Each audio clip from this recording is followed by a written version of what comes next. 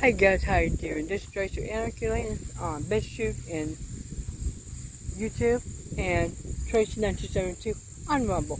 This is going to be a two-part video, two separate parts. One part, we're going to talk about the files. What we're being told is Epstein Files. They are not Epstein Files. They were from Ghislaine Maxwell, Trump's best pedo friend, grand jury. Says who? Well, the judge that was there. Now, this isn't a left feet sorry thing. Put that crap out of your head. Seriously, put it out of your head. This is about human trafficking. Human beings were harmed by Maxwell. The ones like Virginia Giffray, they said that Maxwell was worse than Epstein. They were more scared of Maxwell than they were of Epstein. Even the male clients. The horny bastards that get drunk about rip their clothes off. They were still more scared of Maxwell. Put that in your hat and think about if you're one of Trump's lap bitches. Alright, I'm going to stop here with that one. There will be a link below. You can go look at. There's an attorney that looked at it, the paperwork, and we'll just go listen to him, an attorney.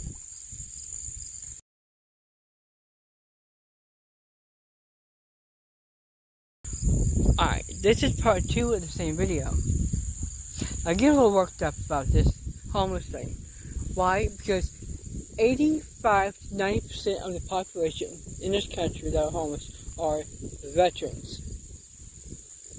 And here's why I get worked up.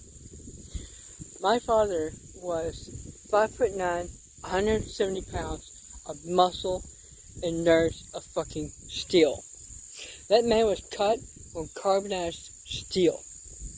He was the smallest. There were 6 boys that lived in the house and a daughter, 24/7, 7 days a week. Then my grandpa dismissed 2 kids would be there maybe every other weekend. My dad was the smallest of the boys.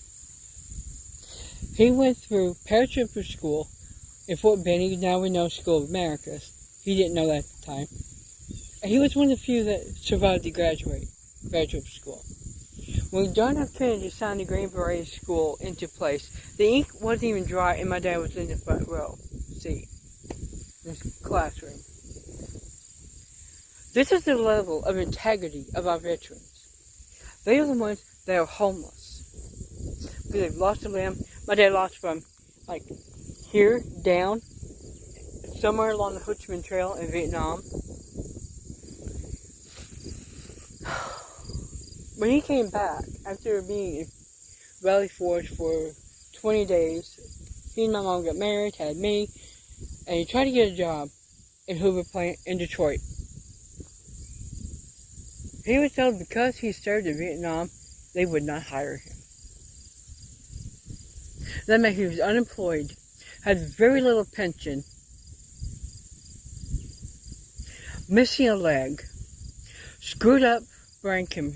All the shit he's seen, he was ordered to do, and they ordered to do some damn despicable things. I'm telling you right now. But this is how we thank them. We let them live in the street.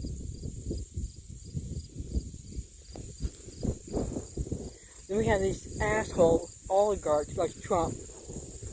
When he spoke at a press conference yesterday about low-income housing, he said it was such a revulsion. Like, most people talk about Brussels sprouts. They're fucking disgusting. They're like a yeast infection of a cabbage. That's how they smell. I won't even touch them because they smell that bad. But that's a revulsion. They spoke of affordable housing, low-income housing in D.C. Now keep in mind, Washington, D.C. technically is not a part of America. It is a constitutional zone. Air quotes around that. Constitutional free part.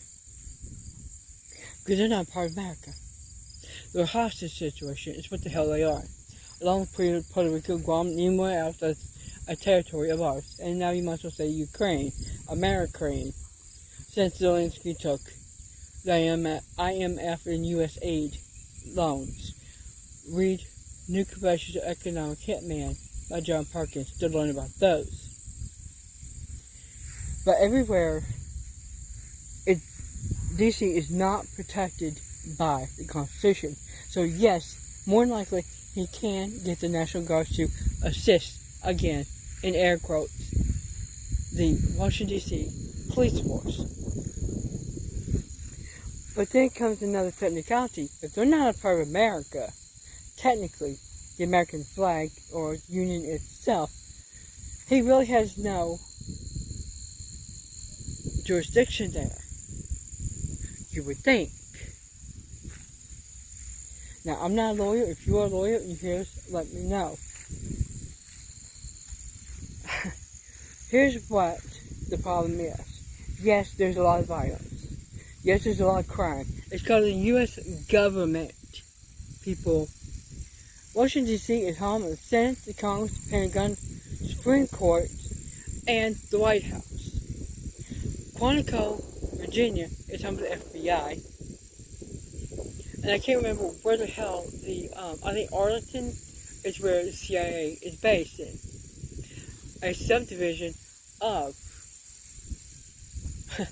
Virginia on the outskirts of Washington, D.C., which is protected by the Constitution. Go figure that one out. So, what do we have here? We have an area the size of freaking a matchbox that has been taken hostage by the American government decades ago. And now they are being told the law enforcement is not doing a good enough job to keep the homeless under control, to keep the vagrants away from the White House, so he doesn't have to look at them.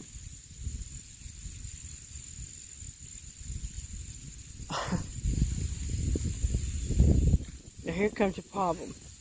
Yes, there's a problem.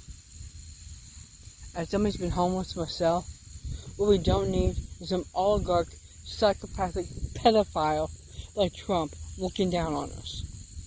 These people have enough problems. What we need all across the country is equality full-time employment. My dad, with one leg, worked for 13 years on a concrete floor.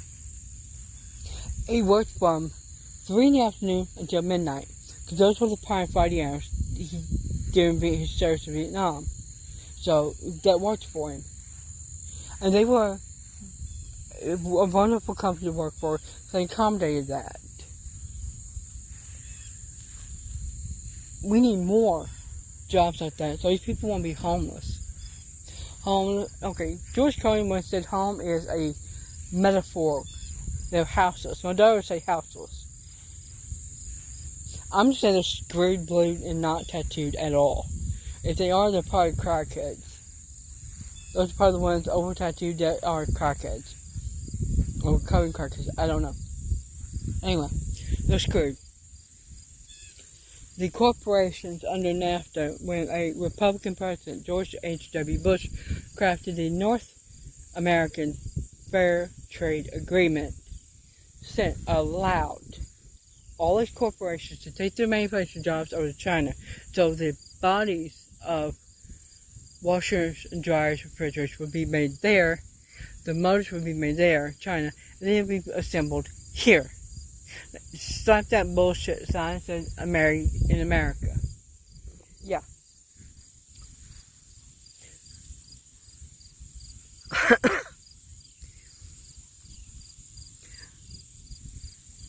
I've been trying to do this video, I don't know how many times, but when you start talking about homelessness being a problem, unemployment being a problem, economy circling the toilet, and then this oligarch, psychopathic pedophile is yanking out the garden, America's rose garden, by the way, out of the White House to build a ballroom that is not needed. Certainly not deserved, that's for sure. This reeks of King Louis XVI and Marie Antoinette, and we all know what happened to them. Now, when this does get built, if it gets built, I'm sure there will be a nice basement for children to be trafficked through, for young women to be trafficked through. It'll be nice little quarters. They'll have nice little bunks where they wait for somebody to come in and rape them like fucking crazy. The fact that people, his lap bitches, Laura Loomer, are okay with this, and even campaign for his best pedo friend Maxwell to be released, it's disgusting.